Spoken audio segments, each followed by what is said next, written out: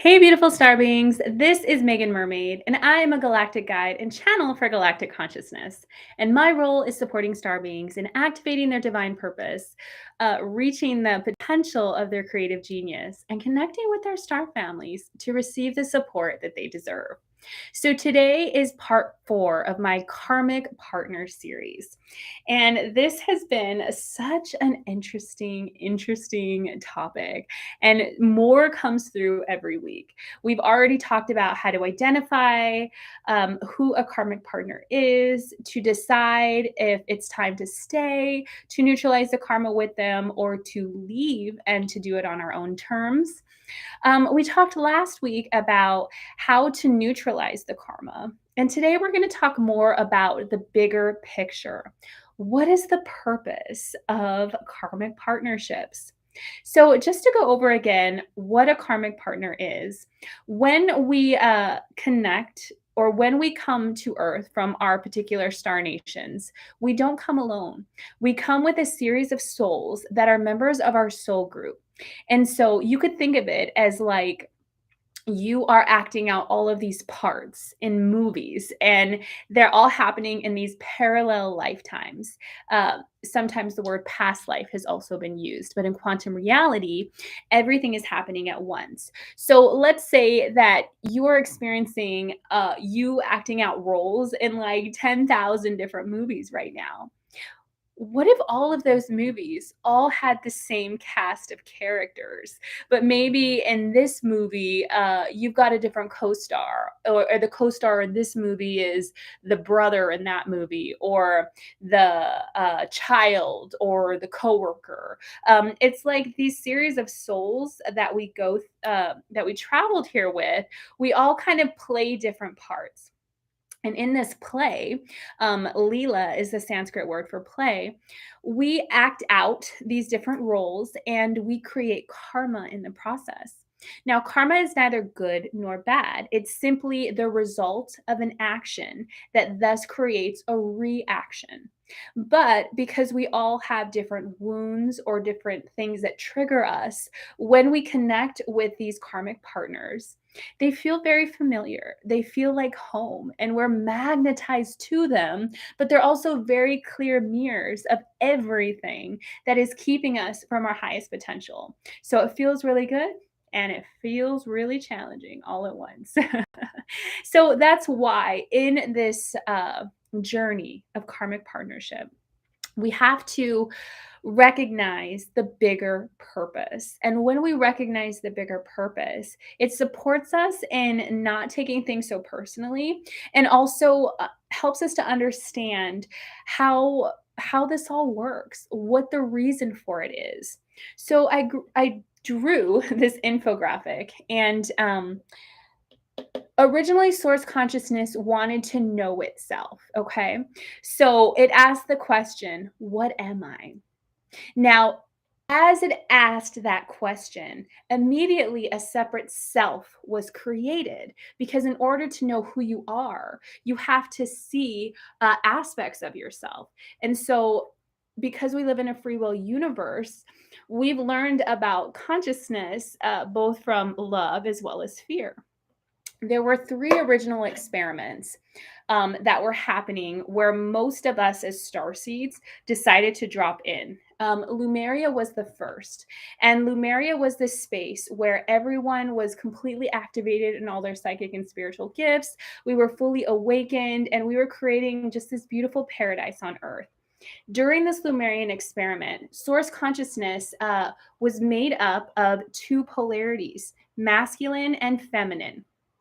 So there was something called the Great Severing, where in order to know itself, source consciousness separated these 2 aspects of itself.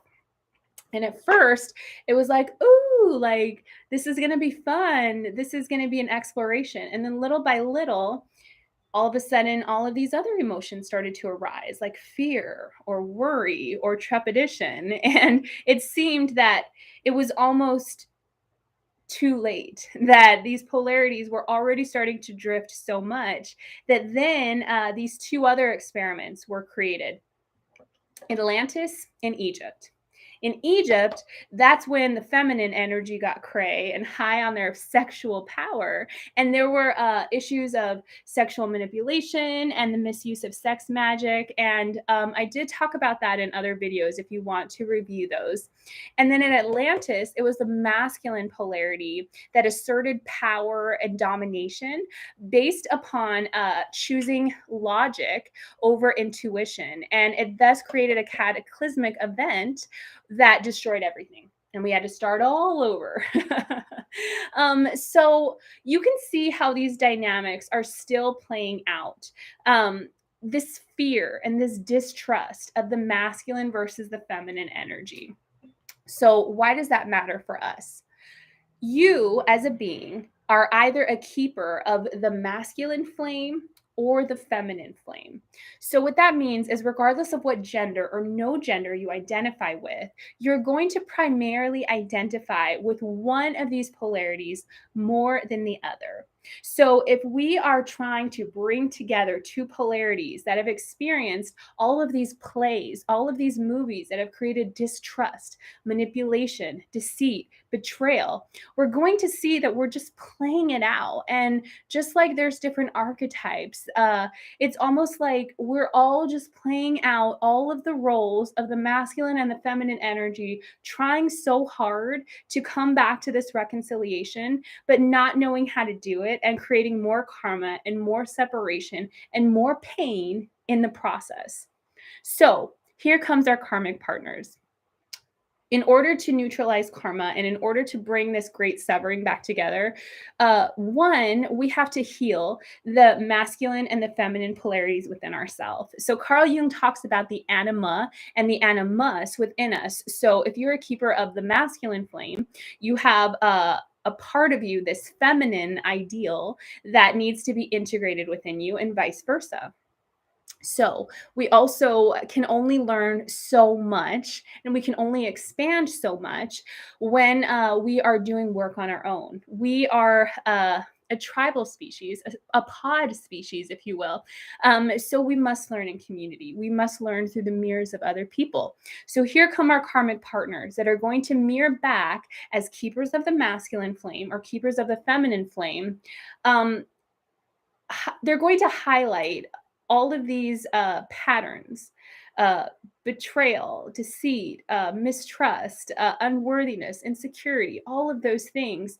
It's not something that's unique to you.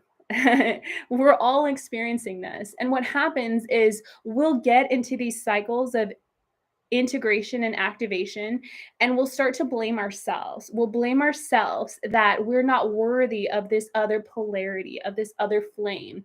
And so then we create more karma, we create more damage. And so the whole purpose of karmic partners is, one, to heal and mend this polarity, but two, to find the energy of self love within us and recognize that the pain that we feel from coming into being or coming into communion with these karmic partners is a pain of feeling the separation within ourselves. Okay. It's looking outside of ourselves for completion or validation.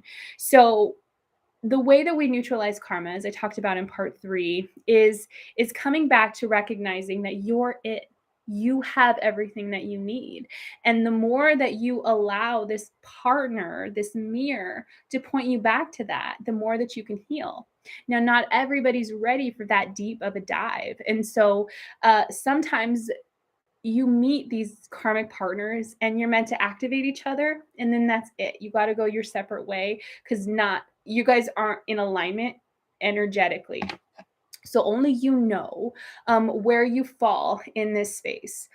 But when we step outside of us in this little body thinking that we're separate and we recognize that we are just a form, but the entirety of God consciousness is within this form. And our karmic partner is a form, but the entirety of God consciousness is within them.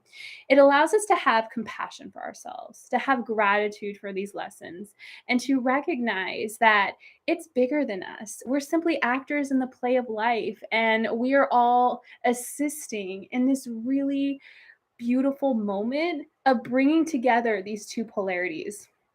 So, we're in a space right now where there's a lot of suffering in the world because of the separation, the great severing of these two polarities. And it's not going to help when we practice man hating or woman shaming or whatever it is. And regardless of it's our same gender or a different gender, it's all contributing to that severing whenever we come from a place that is not respect or integrity.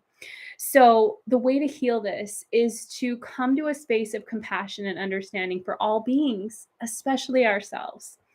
And if you're unsure about how to do this, if you feel like you are in entanglement right now with a karmic partner, and maybe you feel like you don't know how to neutralize it, maybe you feel really magnetized. Like sometimes you're like, oh, I can't like separate myself from this person. Or maybe there's been some type of a situation that occurred and you just can't get over that charge of being like angry or upset. And you want to get to this space of neutralization.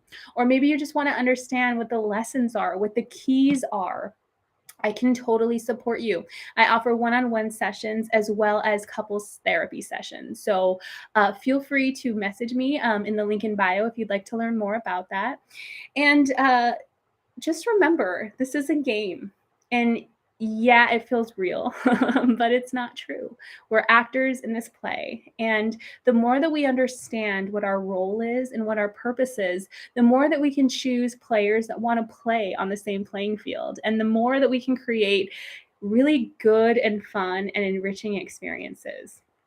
So that is it for today's live. Again, my name is Megan Mermaid, and you can learn more about me at my website, meganmermaid.com, and as well as official Megan Mermaid on TikTok and Instagram. So I believe in you and I love you, and I wish you all a wonderful day or night wherever you are in the world. Have a great day.